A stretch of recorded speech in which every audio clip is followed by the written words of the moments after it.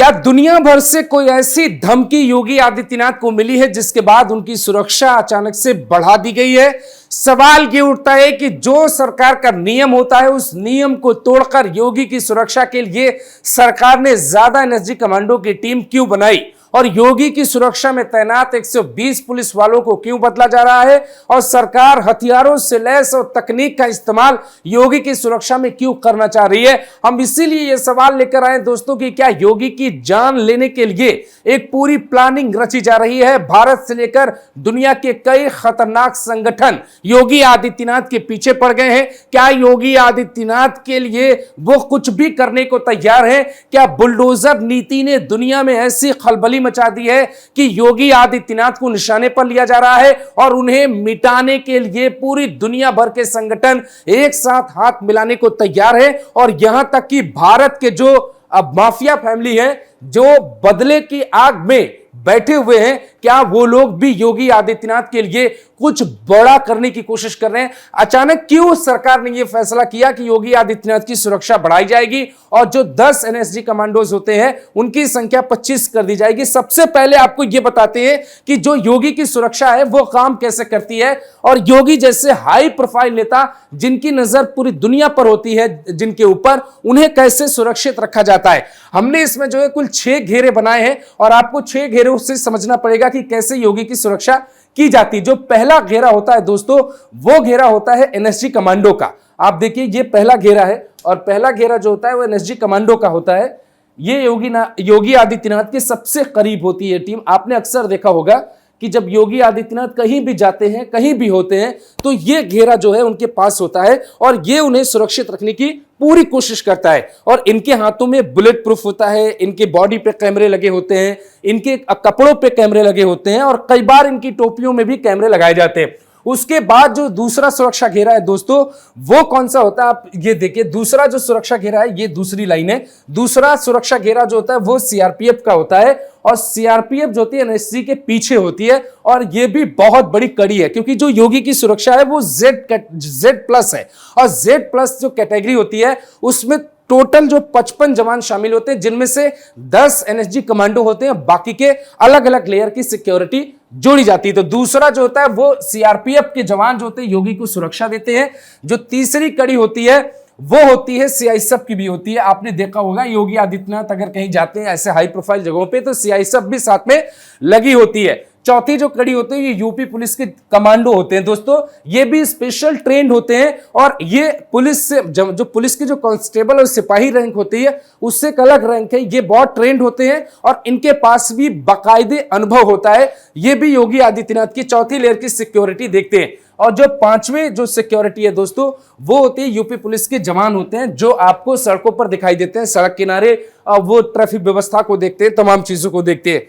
जो छठवीं सिक्योरिटी है वो जो होती है दोस्तों वो होती है आरएएफ की। जरूरत पड़ने पे, ये हालांकि हर जगह नहीं लगाई जाती है, कुछ जगहों पे लगाई जाती है। आरएएफ को हर जगह नहीं लगाया जाता है, जहां जरूरत पड़ती है या मामला संवेदनशील होता है वहां रैपिड एक्शन फोर्स को लगाया जाता है। योगी आदित्यनाथ को सुरक्षा क्यों चाहिए ज्यादा, इस बात को समझना पड़ेगा और वो दूसरे स्लाइड में आपको समझाते हैं कि आखिर दुनिया भर के आतंकी योगी आदित्यनाथ के पीछे क्यों पड़े हुए हैं। अब सवाल ये उठता है कि जो दुनिया भर के जो संगठन है जो भारत के विरोध में कई तरीके के एजेंडे पहले से ही चलाते आ रहे हैं, उनमें से अगर आप देखेंगे तो ये टॉप लिस्ट नाम हमने रखे, लेकिन एक संगठन हिंदुस्तान का भी है जिसे कोई संगठन आप नहीं कह सकते, लेकिन उनके फैमिली के भीतर एक बदले की आग चल रही है। चाहे वो मुख्तार हो, चाहे वो अतीक हो या उनका परिवार हो या किसी भी माफिया का परिवार हो, वो योगी आदित्यनाथ को देखना नहीं चाहता है। लेकिन अगर आप देखिए कि ये कितना बड़ा आतंकी संगठन है, दुनिया भर का कितना बड़ा संगठन है, लेकिन ये भी अगर योगी आदित्यनाथ के पीछे पड़ा है, अगर आप इससे हैरान हो रहे हैं तो हैरान नहीं होना चाहिए क्योंकि योगी ने जिस तरीके का नैरेटिव हिंदुस्तान में गढ़ा है ना, दुश्मनों को यह चैलेंज किया है कि अगर आप हिंदुस्तान की सीमा में आओगे और अगर आप हिंदुस्तान की जमीन को प्रयोगशाला बनाने की कोशिश करोगे तो अंजाम बहुत बुरा होगा। इसीलिए चाहे वो सीरिया का कोई संगठन हो, पाकिस्तान का कोई संगठन हो, हिंदुस्तान का कोई संगठन हो या हाफिज सईद जैसे लोग हो या ये लादेन की जो पूरा ग्रुप है अलकायदा वो हो या तहरीके तालिबान हो, ये सारे संगठन ये चाहते हैं कि योगी आदित्यनाथ को किसी तरीके से रास्ते से हटाया जाए। आप दोस्तों इस बात को मानिए कि योगी आदित्यनाथ की जो सिक्योरिटी है वो सिर्फ जो आप अपनी आंखों से देखते हैं उतनी नहीं है। योगी आदित्यनाथ को कवर करने के लिए बाकायदे अजीत डोभाल की टीम भी काम करती है, बाकायदे रक्षा मंत्रालय भी काम करता है, बाकायदे रॉ भी काम करता है और एक एक इनपुट को जोड़ा जाता है और जो भी संगठन इस तरीके की हरकत को अंजाम देना चाहते हैं उनको जो है डिकोड किया जाता है। अगर आपको यकीन नहीं है तो आप समझिए कि प्रयागराज के यूनाइटेड कॉलेज के जब इंजीनियर के एक छात्र को पकड़ा गया जिसने बस कंडक्टर के ऊपर हमला किया था, वो क्या था, उसने कबूलनामे में बहुत हैरान कर देने वाले दावे किए थे। जो गुजरात से 4 व्यक्तियों को पकड़ा गया था उनके कबूलनामों ने बहुत हैरान कर देने वाले दावे किए थे।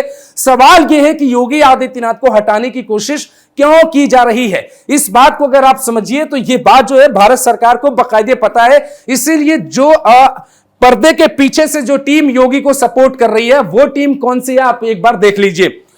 सबसे जो पहले है वो रॉ है, रॉ इनपुट लेकर आता है और रॉ के इनपुट पर फिर इनपुट दिया जाता है। फिर योगी आदित्यनाथ यहां से ना रॉ के पास बहुत सारे कॉल डिटेल, बहुत से शब्द, बहुत से कोड वर्ड में बात किए हुए मैसेजेस उनको डिकोड करने की कोशिश की जाती है और रॉ इस मामले में बहुत बेहतर काम कर रही है। और रॉ को जैसे इनपुट मिलेगा वो भेजा जाएगा योगी आदित्यनाथ की सुरक्षा टीम को कि योगी आदित्यनाथ के लिए यह धमकी है या यह प्लानिंग की जा रही है। इसके अलावा जो दूसरी सबसे बड़ी सिक्योरिटी है, आप देखिए कि जो एनएससी है, राष्ट्रीय सुरक्षा सलाहकार अजीत डोभाल का तो पूरा आप समझ ही रहे हैं कि किस तरीके का भौकाल है।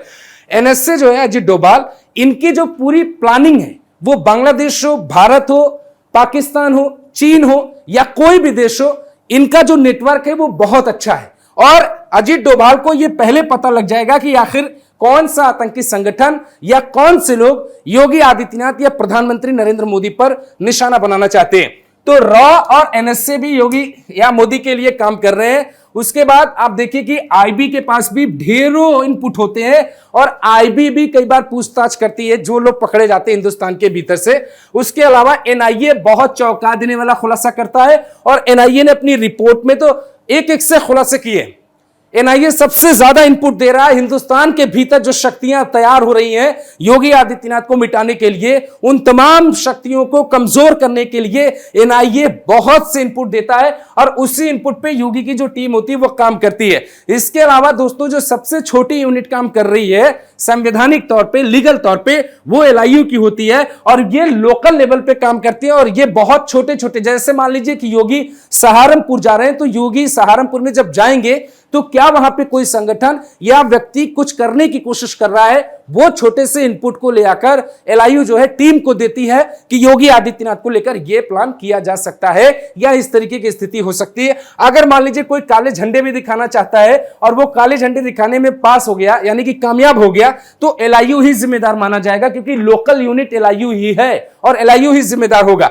लेकिन अगर कोई पाकिस्तान से तार जुड़कर आ रहा है और अगर वो योगी तक पहुंच रहा है, उस धमकी पहुंच रही है या लोग पहुंच रहे हैं या सुरक्षा घेरा के पास पहुंचेंगे तो रॉ, आईबी, एनआईए और एनएसए ये इन तमाम लोगों की गलती होगी। लेकिन इसके अलावा एक चौंका देने वाली बात आपको बताते हैं, योगी आदित्यनाथ को महफूज रखने के लिए एक मुखबिर का भी सहारा लिया जाता है और ये जो है यूपी पुलिस का गुप्तचर व्यक्ति होता है जो आपके आसपास खड़ा रहेगा और आपके मोहल्ले में खड़ा रहेगा, आपकी पूरी परिस्थितियों को भांप लेगा, आप अंदाजा नहीं लगा पाएंगे। अब बहुत से दर्शक ही होंगे ये कहेंगे कि आप योगी आदित्यनाथ की सिक्योरिटी के बारे में बता के गलत करें। दोस्तों ये इतने ट्रेंड होते हैं ना, हमारे बताने से कोई फर्क नहीं पड़ता। मैं 10 बार वीडियो बना दूं और अगर इनमें से किसी की तस्वीर भी आप देख लेंगे तब भी आप आकलन नहीं कर पाएंगे। ऐसा नहीं है, जो लोग सिक्योरिटी को तोड़ते हैं ये हो गए, ये हो गए, ये हो गए, ये हो गए, शक्ल सिर्फ यही नहीं बदल सकते, सिक्योरिटी को मजबूत करने वाले लोग भी शक्ल बदलते हैं। और इसीलिए योगी आदित्यनाथ का जो अभेद किला है उसे ध्वस्त करना किसी भी संगठन के लिए इतना आसान नहीं होने वाला है। पूरी प्लानिंग है योगी आदित्यनाथ तक पहुंचने के लिए।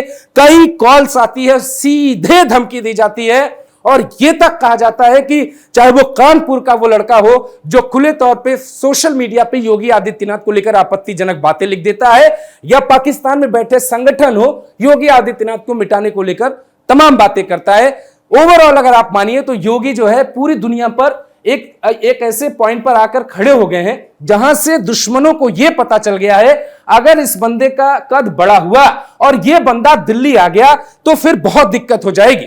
जो भाषण प्रधानमंत्री नरेंद्र मोदी अपने भाषण में जिक्र कर रहे थे लाल किले के प्राचीर से, अगर इस व्यक्ति के हाथ में, अगर योगी आदित्यनाथ के हाथ में, आप समझिए, एक बार आप कल्पना करिए, ये मिटा देते हैं, आप कल्पना करिए कि अगर योगी आदित्यनाथ के हाथ में भारत की ये एजेंसियां आ गई तो उसके बाद क्या होने वाला, आप बताइए। आप खुद कल्पना करिए कि अगर योगी आदित्यनाथ के साथ एनएसए आ गए, रॉ आ गई, आईबी आ गई, एनआईए आ गया, एलआईयू आ गया, मुखबिर, यानी भारत का पूरा सिस्टम योगी के नीचे काम करने लगे, तो क्या पाकिस्तान की इतनी हिमाकत हो जाएगी कि वो कश्मीर में आकर इस तरीके की घटना को अंजाम देगा? जो लोग सवाल उठा रहे हैं लगातार भारत कश्मीर की सिक्योरिटी पे, अगर योगी आदित्यनाथ के हाथ में कभी कमान आएगी तो क्या आपको अंदाजा है कि पाकिस्तान से लेकर दुनिया भर के संगठनों का क्या होगा? इसीलिए एक ताकत है योगी आदित्यनाथ को रोकने के लिए, और ऐसा प्रयोग पहले भी किया जा चुका है, और सिक्योरिटी जब भी तोड़ने की बात आती है तो इसके बहुत उदाहरण है। तो इस बात के लिए हमेशा तैयार रहना चाहिए कि दुश्मन आपके आसपास घूम रहे हैं, उन्हें कैसे पकड़ा जाए, उन्हें कैसे तोड़ा जाए और खुद को कैसे सुरक्षित रखा जाए, वो काम जो है हमारे देश की एजेंसियां अलग अलग करती हैं। और जो योगी आदित्यनाथ को जो सिक्योरिटी देती है, जैसे एनएसजी, तो एनएसजी को सैल्यूट आपको करना चाहिए। सीआरपीएफ, सीआईएसएफ और आरएएफ के साथ यूपी पुलिस के जवानों पर यकीन रखना चाहिए, क्योंकि ऐसा कहा जाने लगा है कि योगी है तो यकीन है, और ये जो लाइन है वो दुनिया भर के संगठनों के लिए बहुत खतरनाक है। दोस्तों, इस वीडियो पर राय आप जरूर दीजिएगा।